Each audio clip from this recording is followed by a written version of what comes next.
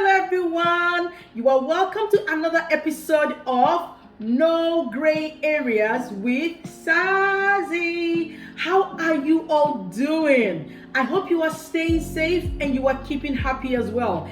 Please stay safe, we care so much about you. If you are new here, you are super welcome to this channel.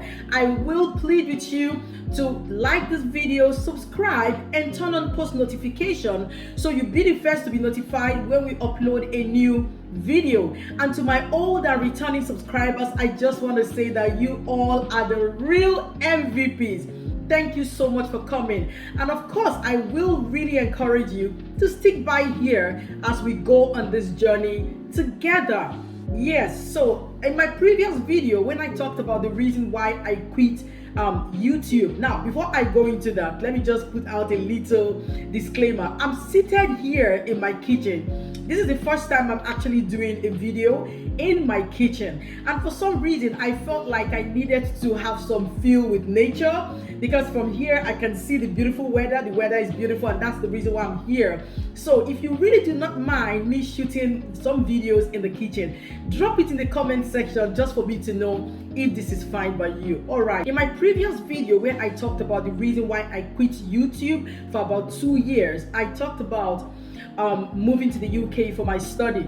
Now, I want to give you an update of where I am at the moment and how life has been so far. Now, I had this grandiose idea and this hunger, I'm going to call it a hunger, a passion, whatever you call it, for the career nursing. So I'm going to tag this, I'm rethinking my nursing career. Yes, I'm not a nurse, okay? I'm not yet a nurse, but I'm rethinking if this is actually a good idea, and I'm going to share why. A couple of years ago, I think the year I had my girls, my daughters, I have twin daughters, just in case you're coming here for the first time. So I think about 8 years ago, when I had my twin daughters, I had this hunger, this drive, this passion for the nursing career, and I truly wanted to be a nurse.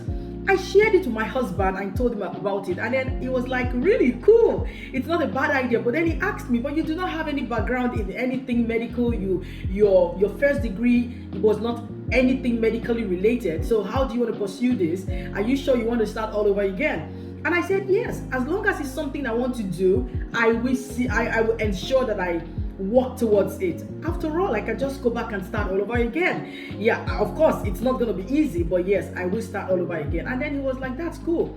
And then I told him I was considering becoming a pediatric nurse. So I wanted to go into pediatric nursing. Years down the line, for some reason, time and chance happened to me, and that thought, that passion, that feeling just got buried, just got sunk somewhere in my subconscious. But I knew that yes, I truly want to try my hands on this nursing part. Many years passed by, and then I'm here in the UK. I came here to have my master's degree in psychology and education. Now, when I got here, something happened again. Now, one of the modules that we did while I was studying was called mental health and well-being. And while that was going on, I realized that passion it welled up from my heart again. It felt like the switch just got turned on. And then I was like, oh my goodness, here I am thinking about nursing. And one of the reasons why I thought about it was because of mental health. I got to know a lot about mental health. I got to learn a lot about mental health. And I had this hunger again for, this time around, mental health nursing. Now you can see the connection. It was initially pediatric nursing and now mental health nursing. But all the same, it's nursing, right? So I also communicated my feeling to my husband. He's my right-hand man, okay? He's my best friend. And so I communicated what I was thinking about to him. And he was like, you have been talking about nursing for quite a long time now. So if you are ready, hey, we can do it together. I'm here to support you. That's my job, to push you, all right? So, I started thinking, where do I start from? What do I do? Now I'm studying, I'm having my master's degree in this course. So where do I take it up from here? So I just told myself, you know what? Let me allow time to pass by and just go ahead doing my master's degree, and let's see what life is gonna, let's see what life brings at the end of the day. So yes, I continued. But 4 or 5 months into my stay here in the UK, or maybe 4 months into my stay in the UK, I started looking for a job.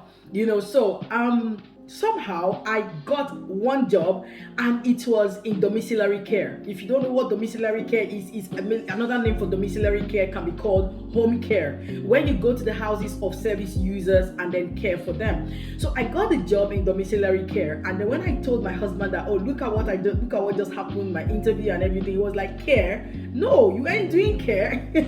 He was like, there's no way you are doing care. He's not in support of it. He discouraged me completely from going into healthcare here or care basically here in the UK or anywhere else. He was like, no, I think we should go back to education, because if you also watch that video, you also know that I mentioned that I've been in education for quite a while now. Call it 10 years. I've been in education. I've been an educationist, a teacher for quite a while from Nigeria, and even here I'm even working right now as a teaching assistant as well. I'm also a teacher in church. So he was like, why don't you pursue a career in education, teaching, instead of care? So I reminded him the passion I have been nursing for these number of years. I reminded him, told him about it. I said, you know what, if I don't try my hands on these things, I may not really gain the closure that I'm looking for, or I may not really make up my mind or know whether this is the right path for me or not. So I was able to convince him, woman power, girl power. So I was able to convince him, and although he put it out there like, you know what, I'm not comfortable with you doing care, but if this is the reason why you want to go into it, who am I? Go try your hands on it and let's see how it goes. So yes, I took the domiciliary care job back there in the city where I was in Cardiff. And then honestly, the organization, they were beautiful, they were very supportive, they gave me the requisite training I required for the job, and then I started the job. Honestly, when I started, it was daunting. I regretted ever starting that job. I'm not even going to lie. I regretted starting the job. But you see, the organization gave me some form of support. They made me feel like, oh, you are doing well and everything. So I just told myself, Sarah, you know the reason why you chose this path. You know the reason why you are pushing towards this path. You know the reason why. Why don't you just stay and try for for maybe a bit longer? And I stayed. Now, I spoke to a friend about it. I was like, I'm not finding this job comfortable. This was like few weeks into the job, maybe like a week or two into the job. I was complaining, I was whining, I was rambling, so I had to communicate to my friend. I said, see, I'm not comfortable doing this job, but this is the reason why I want to do it. But I need something else, because I have this hunger, for mental health nursing. I just want to try my hands on something else. I don't know why, but I have this drive. And then she said, really? That she works with this agency that send people to hospitals for hospital shift. I said, hospitals? She said, yes. I said, if I apply with this agency, are they going to send me to hospitals, especially mental health unit? She said, yes, that sometimes they also send her to mental health unit. And I was like, oh my goodness, sign me up, okay? Sign me up. I'm all for that. And yes, that was exactly how I got connected to this organization, and then an agency actually, and then I started working with them, and they started sending me to mental health unit. I told them my passion and my desire for this long, and of course I discussed how I wanted to be a nurse.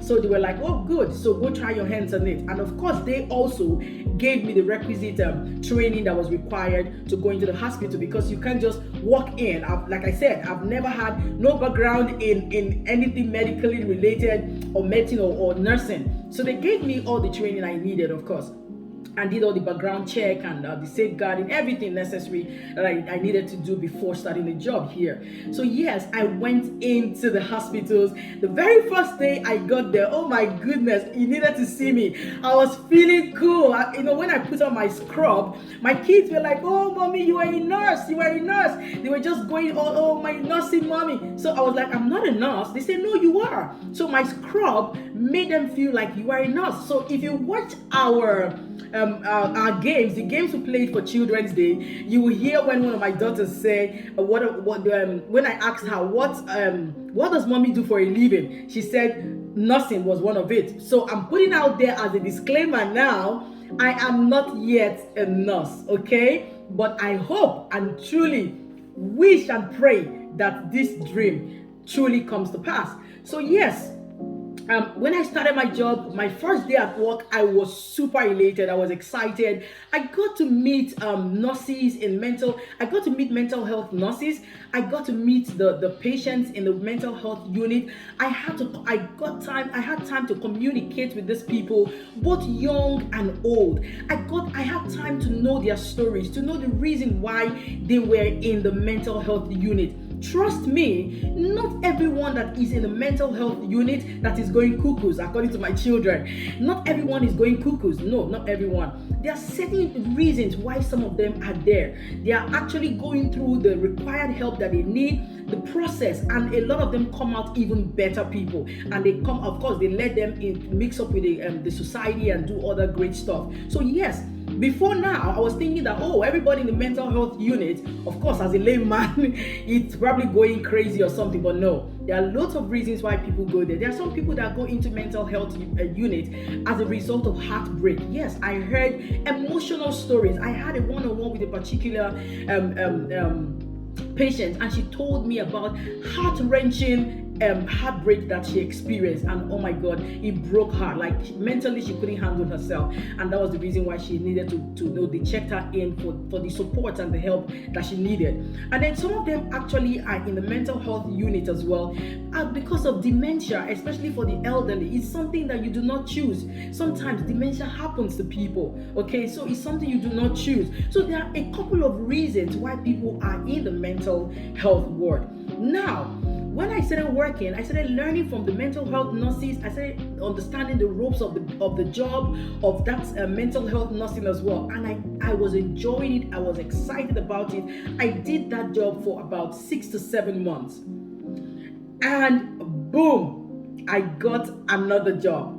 But this time around, the job I got came with a sponsorship. Yes, they were willing, the organization was willing to sponsor my stay. And that time was about the time I was concluding with my master's degree. I think it was about around the time I was having my dissertation done. So I felt like this is a perfect timing, and of course it's a good offer as well. And yes, the job was actually in domiciliary care as well. So I felt like, well, I have had my hands in domiciliary care here in Cardiff, so it's not going to be a big deal. Well, so I thought.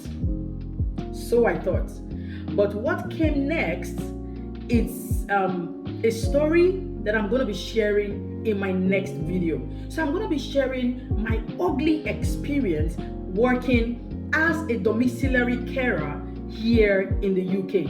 Honestly, it was heartbreaking for me. It was a time of my life that I will never wish to walk that road ever again. So I just came here to share my fears so far, because the experience I've had is actually making me have a rethink. So what do you think? Please, I want you to drop it in the comment section. Tell me something. Is it a good decision for me to drop my nursing career or my dream or my passion, or you think I still stand a chance of pursuing my career in nursing? Please drop it in the comment section. And don't forget, like I said, the second part, of course, the part B of this video is coming up, so you're also going to follow the story. So thank you so much. Thank you so much for sticking by and listening to my chit chat. I hope I didn't bore anyone out there. I hope I didn't bore you out there. But yes, this is my fear, because I experienced certain things that was unpleasant, and that's the reason why I said this story is about me having a rethink in my nursing career. So thank you so much for sticking by, and I would love to have you come by again on our next episode of No Gray Areas with Sazzy. All right, stay safe, stay blessed, and bye.